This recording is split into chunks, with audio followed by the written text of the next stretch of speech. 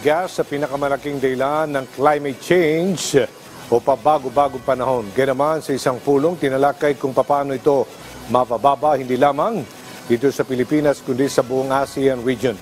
Ang sentro ng balitang yan mula kay Duel Talakay. Painit na ng painit ang temperatura ng mundo ayon sa isang online article na may titulong Climate Change, Global Temperature at ipinablish noong January 2024. Sinasabi dito na noong 2023 ang naitalang may pinakamainit na temperatura ng mundo. Ang itinuturing dahilan ng mga eksperto ay ang climate change. Ayon sa United States Environment Protection Agency, ang methane ay may malaking ambag sa climate change. Sa isinagawang kauna-unahang pulong kaugnay sa methane reduction at inilunsad ang ASEAN-Korean Cooperation for Methane Mitigation o AKCMM. Katuwang dito ang Global Green Growth Institute, Department of Environment and Natural Resources at Climate Change Commission ng bansa.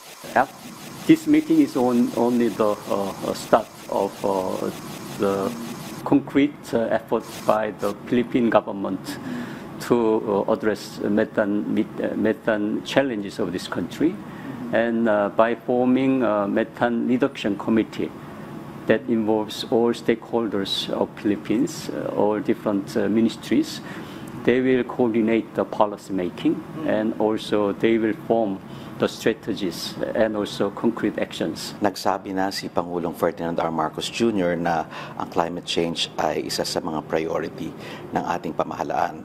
At sinabi niya na rin noon na importante na tayo ay magkaroon ng magandang partnership sa mga stakeholders, and ang Republic of Korea ay isa sa mga ito.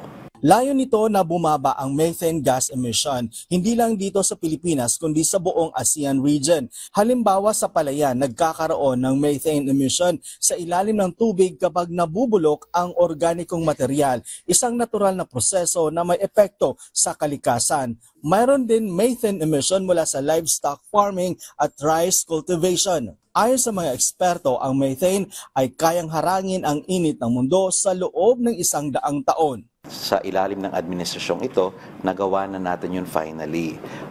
Tayo up to date na. Dati kasi ang ating basihan ng impormasyon ay 2010 lamang.